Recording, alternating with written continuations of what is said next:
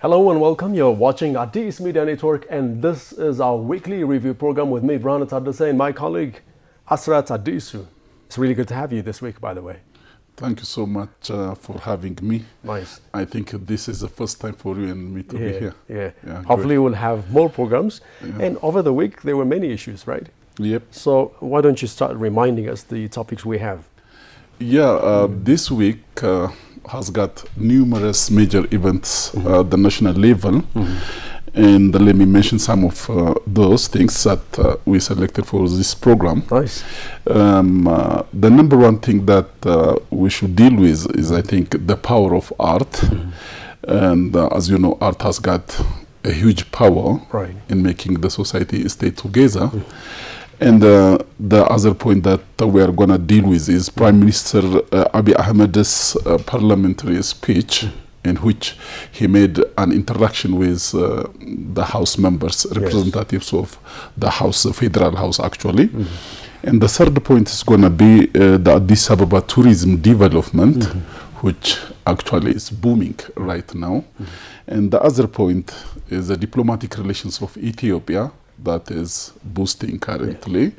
As you know, Addis being a hub of international diplomacy, and the current growth and the development of Addis Ababa.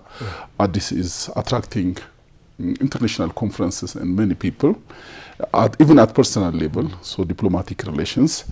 And the last, may not be the least, is the iftar dinner, which actually is the most current issue. And these are the major topics, and hopefully we may add something else. Nice. Actually, we'll talk about the iftar as well. As you know, you love the date. I also love the date. So we'll have maybe after the show, we'll try some days here. And it will be very nice, because you need to take a break as well from that one. Yeah, that will be good. Yes, our Muslim brothers and sisters are having hopefully a wonderful time. And before then we go to the parliamentary speech, it would be very nice if we can start talking about art. And art has a great power. And not only the art, and we also have the exhibition, and mostly taken in Addis Ababa, Ethiopia. So what do you think is the power of art, and how do you think should be expressed? Yeah, you know, art traces back the history of human being. From the very beginning of human existence, art has been intertwined with the existence of human lives. Society has been, you know, expressing itself using artistic measures, poetry and other writings, different ways, you know, acting, theatrical. When it was growing to some stage, there were theatrical, performances. Other than those, people were, you know, taking paintings, various means of, you know, expressing one's own thoughts and imaginations. So art is there always to link people and just, you know, there to convey message. And, you know, to have great message among and between people, not only people, but nations. Art conveys bigger messages than words. Words may say a lot, but art making things very easy, attractive, you know, it lures people, it entices people, it attracts people, those spectators, and then that way it conveys message whenever we talk of the power of art. And these days, you know, there are some variations within the people working in the arena of art. Some say, you know, art should be natural. Art shouldn't go beyond something real. It should, you know, express the reality. And the other group say art, being a result of the imagination, the mind setting, should even try to express something not there, not real. In the real world, there may be things in the real world to be expressed, but imagination should be also employed by art. So art has a huge power beyond, you know, expression. Some, by the way, were born to go with the arts, This is a calling, to be honest. And you don't just become an artist. So you need a calling. Some of the people, the Ethiopian people we remember from the artists mostly will be from the drawing mostly and the poetry. You remember Gabriel Christos Desta. Exactly. And from theater and dramas, you remember Ogayo Negatu. Exactly. And you can go beyond those things. For example, you can come to journalism. You can mention tens and hundreds of people there. Exactly. So that's we're lucky that we have artists and the arts in Ethiopia. And of course, it's really good to mention back in the years we have Saint Yared, and he was of course one of the best. Wow. He was really endowed with that one. Yeah. And we mentioned this one, as you remember, like over the week we had an arts exhibition. Yes. And it will be very nice if we can talk about the art for integration, because as Deputy Prime Minister Tamasgen Turune emphasized during the event, the arts power should be used, of course, to unite nations.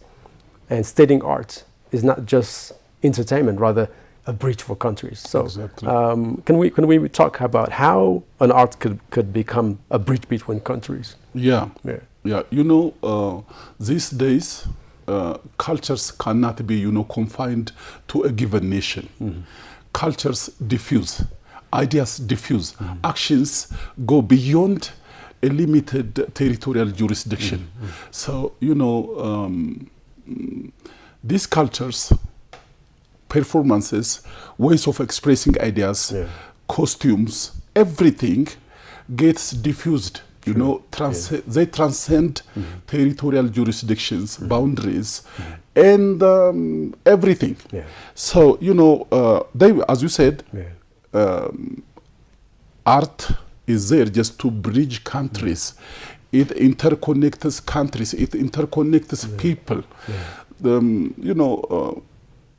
As an art student, you remember this cultural intercommunication. Sure. These days, the Oriental world has a lot to diffuse, to send to the Western world, and the northern part of the globe has a lot to send to the southern part of the globe. Right. So culture goes to be deposed, not rests at a given place, not remains there forever, because of its very nature. It's dynamic by its very nature. So that we can boldly say art is there just to bridge countries, as the Deputy Prime Minister Tamasgen Turune said in his address of the East African Arts and Cultural Festival. During then, as you know, His Excellency the Deputy Prime Minister Tamasgen Turune said, art has got cultural values in the traditions. When it comes to Africa, very close. These things are very close. Right. These performances, the way of clothing, these attics, things are very, very close. So that the way he mentioned about the cultural aspects when it comes to the power of art to those convened in this cultural festival was, I think, very right. It's very nice, you can mention some regional integration as well there, including the East Africa and Ethiopia and Kenya. Other countries are integrating through art. So it would be very nice if we can use it in a wonderful way, and that's what we're doing at this time. And I think the other issue we can talk about will be the parliamentary session. The Ethiopian Prime Minister, Dr. Abiy Ahmed, had a great time with the parliamentary members at the 21st regular session, and the Prime Minister, of course, was asked, and he gave responses as well. In his response, as you remember, to the questions from members of the House of People's Representatives, Prime Minister Abiy Ahmed, the main emphasis was given to the Ethiopian success mostly in agriculture, industry, services that have been driven by extensive efforts since the country's transition. The Premier, being the chief of the executive wing, has a vested public interest upon him to come up with actual reports to the House of People's Representatives of the Federal House. So that he was dealing, with lots of issues there. These issues are political, economic, cultural, social, in the various other issues like this peace and the security, the diplomacy issues as well. As a chief commander of the Ethiopian army, the overall Ethiopian army, he has got a lot of, responsibilities vested upon him. These are, public interests.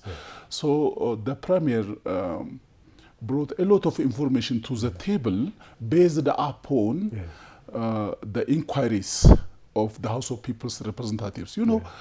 This is the fourth tenure of the sixth house, and the sixth house has got a lot to deal with the people in the constituencies. Electoral constituencies have, voted for these representatives to address their issue in these parliamentary sessions, and they did so. And the premier, being one of the electees himself as well, was, responding to these questions which were raised by the members of the House of People's Representatives. And he tried to elaborate all aspects which are very necessary, not only to the House of People's Representatives, but to everyone within the nation and maybe abroad, paying attention and closely following up the current situation of the nation. So that, as you said, this agricultural aspect, industrial aspect, in which Ethiopia is showing huge changes. Actually, the economic aspect, when we come to the economic aspect, it started to boom, starting from the very beginning of the new fiscal year of Ethiopia. Ethiopia registered, according to him, the Prime Minister Abiy Ahmed, about 8.1%, and which is projected to be 8.4% by the end of 2017 Ethiopian year. That'll be very nice. And dear viewers, of course, you're watching Addis Media Network, and we're discussing issues that took place over the week. And it'll be very nice if we can just take a listen of Prime Minister Abiy Ahmed's speech and how he responded to the questions raised. We'll be back. አብዛኛው እጅ አጠር ሰዎች በዚህ ሂደት ጉዳት ስለሚደርስባቸው ያን ለመቀነስ ነው። Some human-made and some natural challenges as well. For instance, in the past few years, the estimation of growth in sub-Saharan countries was 4.28 this year, but Ethiopia has surpassed this estimation and has recorded 8.1% economic growth. So this means that although the sub-Saharan progress is not very different from the progress recorded in the previous years, Ethiopia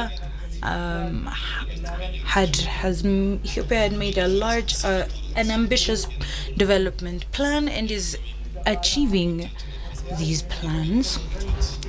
And as the implementation of our plans in the past few months have signified, in the next 4 months we hope to keep this progress going, and we hope to surpass the 8.4% growth that was planned for this year. The agriculture sector in Ethiopia is very distinct from other farms in the region because the scale of each farm is small. The landholders are small, and the scale has not grown to commercial farming. So we needed to bring contextualized interventions to see any progress. But just this year alone, we have seen that the coverage of these small-scale farms have grown from 17 million hectares up to 25 million hectares. This is a very big achievement. You are aware of the interventions that we made in the past, and 8.7 million hectares were in the Kutag type of coverage. But even this has seen a lot of increased productivity. In just wheat, if you can see in just wheat production, we have collected or we have covered 4.2 million hectares of land in wheat. In total, Ethiopia has farmed more than 7.7 million hectares of land in only wheat. And from this, we expect more than 300 million quintals of product to be collected at the end of the year. You're watching our English service of the Addis Media Network, and this is your weekly review program with me, Brahana Taddesa, and my colleague Asrat Addisu. We've been discussing over different issues, and of course before this we talked about two different issues, and it would be very nice if we can mention the tourism development in the capital city of Addis Ababa, the Ethiopian capital, Addis Ababa, because Addis Ababa has become a hub for tourism, and with numerous new destinations and attractions emerging across the city since the introduction of Ethiopian new government reforms over this 7 years. Yeah. So how do we have to see mostly the tourism developments we have? Before that, of course, we remember that there were different attractions all over the country, but especially over the 7 years we witnessed, there's been a change, right? Especially when we come to the tourism. And especially at this short while, we also saw the corridor development, which is really quite surprising, even according to the tourists who are visiting Addis Ababa and other parts of Ethiopia, including Bahar Dar, Hawassa, and that of course, Harar and Dreddawa. Yeah, you're very right. Yeah. You know, our first point was the power of art. Mm-hmm. You know, tourism has got some aesthetic values. Yeah. Tourism goes on when there is also an additional aspect of aesthetics. Sure. Yeah. And Prime Minister Abiy Ahmed, being very responsible for the national issues and responsible for the city issues, and having, you know, these close working relations with the Addis Ababa city administration, particularly the mayor, Her Excellency Adonich Abebe, has got this aspect of, you know, developing and renovating and refurbishing the existing, you know, tourist attraction centers and destinations. And as you mentioned, the last 7 years saw a huge boom of, you know, developing new attraction centers that attract travelers from all over the world who just, you know, get astonished with the Ethiopian aspect. And not only, you know, getting or attracting tourism and tourists from all over the world, but you know, these sites, these new tourism destinations have opened, you know, a huge opportunity for local residents, which is an economic aspect as well. So, you know, the Ethiopian government has developed this Itoto Park, the Friendship Square, the Unity Park, the Adwa Victory Memorial, which has got a museum within it that showcases particularly the Battle of Adwa and the proceeding that single days war conflict, and the National Palace, which is actually refurbished and completed recently, and which is a very attracting venue currently. And these destinations, these tourism centers are being developed and are still permanent on permanent level. They are being developed. So the government's emphasis to, you know, to refurbish the existing tourism centers, tourism destinations is being, you know, merged with coming up with new sites, with developing and establishing and creating and nurturing new tourism destinations. So the tourism development in Addis Ababa is an ongoing dynamics that's attracting travelers from all over the world and, you know, opening up job opportunities for local residents, we can say. It's true. By the way, Addis Media Network had the chance to talk to local and international tourists and some delegates as well, according to the reports we had recently. And they were really astonished, as you remember, And some of the local tourists and international tourists were expressing their feelings, and they said that if first to transform Addis Ababa into such a prominent tourist destination are just focused on saving not only the local residents, but also catering, of course, international visitors. So they were really pretty pleased, according to the videos we saw, and we were, of course, a witness as well. We had the chance to visit some of the places you mentioned, including the convention center. And there was also some other places we mentioned, about 4 or 5 things you mentioned. So it's really good that Ethiopia, especially Addis Ababa, has this different sites for tourists, and it would be very nice if we can mention some of the ideas said by the local and international tourists. And ladies and gentlemen, we'll be watching some of the local and international tourists, and this is what they had to say about our capital, Addis Ababa. We used to come here to entertain ourselves, but now it has become more beautiful and preferable to chill out. There are seats, lights and fountains here. It is suitable for elders, the youth and the children. It's an all-inclusive area. I have been here for more than an hour and I am enjoying the view. There are many changes in various areas such as CMC, Piazza, Bole and others within a short period of time. So this corridor development should continue in other places too. Such places are very nice for the youth especially. So I call on everyone to enjoy such places and spend quality moments here. This is very nice. I like people. I like the taste of food here. It's very nice. I like it. I make a live about the development, what happens, what's going on, and give briefing. But I would hope to stay more in Ethiopia and make some reports about the culture, the heritage. Well, I'll tell them it's a nice place they should visit. I'm looking forward to, after the summit, the few hours I'll be free just to go see the historical sites, some of the historical sites in Addis Ababa, because I've read about them, and it would be great to see what we've been reading all along in history in person. I've read about it in my history lessons, I've read about it in my general reporting about Haile Selassie and all the history that comes from this place, and it's awesome to see it in person. We can mention especially the diplomatic issues Ethiopia has, especially what Ethiopia has had over the week, and some of the diplomatic issues we can remember. Of course, there was a Foreign Minister, African Union discussion, and we can also go back to Ethiopia and Slovenia. And there was, of course, Ethiopia and Finland ties.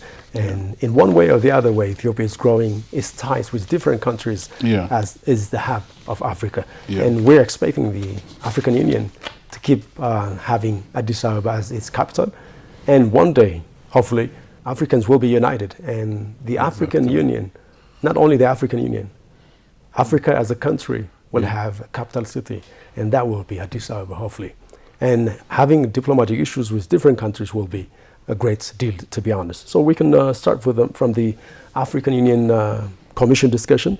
As you remember, Minister of Foreign Affairs, Gideon Timotheus, held discussions with Deputy Chairperson of the African Union Commission and the Algerian Ambassador to Ethiopia, Selma Malika. Daddy. Right. Yeah, you know, you mentioned very interesting ideas, and the idea of, becoming one country at the African level is a dream. Is a dream now becoming true in almost every aspect. If you consider this African continental free trade area, most countries have signed, the charter of becoming, conducting the free trade across the continent. Right now we do have Eastern blocks, Western blocks, Southern blocks, economic blocks. So, integrating these economic blocks, we can move toward this a nation called Africa, as you said. That is a huge dream, and I love that. This diplomacy thing is, I think, Ethiopia's unique, involvement. Ethiopia has been engaged in a better diplomatic relations with countries sharing borders and with countries farther away. So Ethiopia's history, if we trace back the history of Ethiopia, Ethiopian kings have conducted, healthy diplomatic relations with European countries and the countries elsewhere. Sure. And Ethiopia has never ever, invaded any country in a close tie or in a close geographical location or in a further geographically located areas. So that's why our diplomacy is still healthy. And as you mentioned, depending on those existing values, the Foreign Minister Gideon Timotheus has talked to the former Algerian ambassador to Ethiopia. Thank you so much. So Salma Malika Haddadi, who is by now deputy chairman of the African Union Commission. So Ethiopia, being a seat of the continental organization, the African Union, has got much to do, and not only in the diplomatic aspect, but in other aspects as well. So Gideon has promised here that Ethiopia is committed, as usual, to work with the African Union Commission and its organizations with full potential, and exerting all efforts and getting engaged in all endeavors that are expected from Ethiopia as a nation, and actually talking about, if we dare to say so, as a founding member of the Organization of African Union, we can say. It's true. So the Ethiopian diplomacy has got by now its peak because of the healthy communication that the country is getting with the countries that share borders. Ethiopia is trying, to alleviate problems in a healthy diplomatic relations, as we can witness. Prime Minister Abiy Ahmed has been, visiting Somalia recently, and has, culminated the tensions. The Horn was already there, just, their kind of, fears were hanging on the air as if a war will break out, and he culminated this tension down to earth by having unexpected diplomatic relations. So his diplomatic relations and the people working in the higher status, like the official Gideon Timotheus, foreign minister, his effort is, really appreciable, I think. And the other point is the Ethiopia-United States relations. Ethiopia and the United States have a long-standing relation. And the two nations have got, they have, these ambassadors here in Ethiopia. The United States Embassy is here in Addis Ababa. And in the same way, Ethiopia has got an embassy there in Washington, in which they share most important issues that benefit the people of the two nations, and actually not only the people of the two nations, but as a continental level. Ethiopia gets engaged in issues that benefit the continent, not only Ethiopia. So the United States is, a partner, not only a stakeholder in many issues, in economic aspect, in political, and cultural. For instance, last week, I visited this African Robotics Championship 2025, and there was this personality by the name of Stuart Davis representing the United States Embassy in Addis Ababa, and he told us that the United States has established, these STEM projects at Mekelle, Bahir Dar, and some other cities here in the country, and is determined enough to continue in these engagements, so that the Ethiopian and the United States of America relations are, very good, as can be concluded. Nice. It looks like it was really a wonderful thing. And finally, our Muslim brothers and sisters, and Christians as well, are fasting. This is, I think, a wonderful time for both faithfuls the Christians and Muslims having a prayer and fasting time. And over the week, there was this iftar program held at the National Palace and, of course, at the Mayor's office. And Prime Minister Abiy Ahmed called the Muslim followers at the National Palace, and there were over, by the way, 200 refugees from different countries. And of course, talking about iftar, the name itself is breaking fast. Yeah. So they have a very long day. How did you know that, by the way? I had a chance, by the way, to take some classes, Arabic classes, for some months while I was taking some classes at Addis Ababa University. I see. You know, Addis Ababa University provides different courses. So I also had actually the chances even for Dutch, that was great. Arabic, including the Mandarin language. So while we were taking some classes in the Arabic class, one of the things I learned was this one, iftar. Iftar. So I speak a little bit of Arabic as well. Very so nice. Iftar is just breaking the fast because they had a great time with their God. And one of the reasons why people fast, by the way, and some have to remember, is just there are some vulnerable people who have no chance but only fast. So God, of course, provided different things for these people in one way or the other. But those who are well enough to provide themselves for lunch, for dinner, and for breakfast, and some even adding brunch and supper as well, should remember as they're the faithful ones. And one of the things the Muslims do this is they remember that the whole day long, this is how the vulnerable people stay the whole day long. So the Prime Minister, of course, called the refugees at his own palace, the Ethiopian palace, and they were really pleased to have the Prime Minister and again having the iftar at the National Palace as well. Yeah. So, you know, what astonishes me always is, you know, the Premier is always interested to interact with the economically disadvantaged citizens.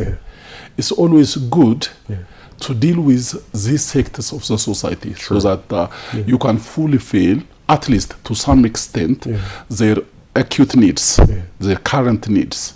So that when it comes to this iftar, as you elaborated it vividly, these people may not be there just to have the sufficient amount of, you know, subsistence that they can be satisfied after their fasting.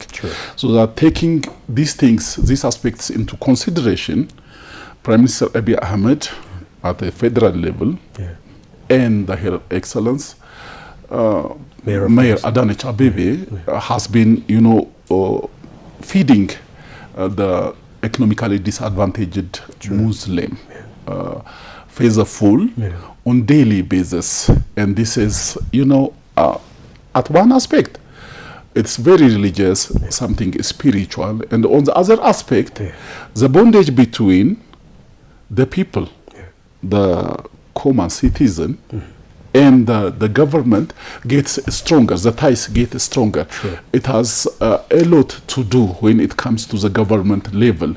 And the government is not only there just to say, welcome, congratulations, it's nice of you just to celebrate this and that. No, the government nowadays is getting engaged into whatever the society is taking forward.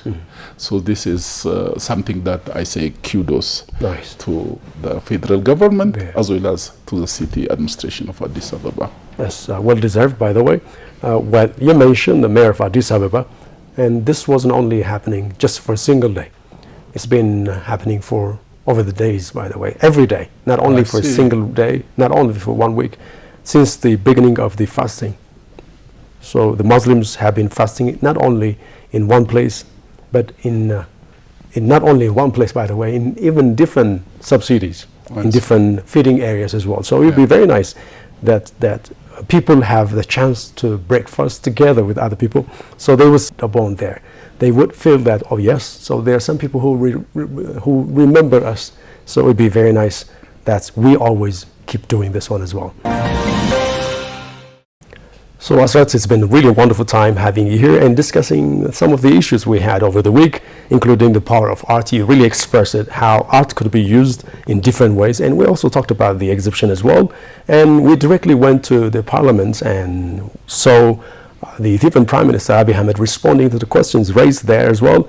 And directly, of course, we went to tourism, as you love the tourism as well. And we said that Addis Ababa's tourism is booming. And the other thing we mentioned was, of course, diplomatic issues we had with Ethiopia and with other countries. And finally, we had a break, and that was breaking the fast, and that was the iftar dinner. Thank you so much for having me. Really appreciate it. Yeah. Yes. Dear viewers, you've been watching Addis Media Network, and this is our weekly review with me, Burhanat Adisa, and my colleague, Asrat Addisu, and that does it for today. We'll have you next time. Bye for now.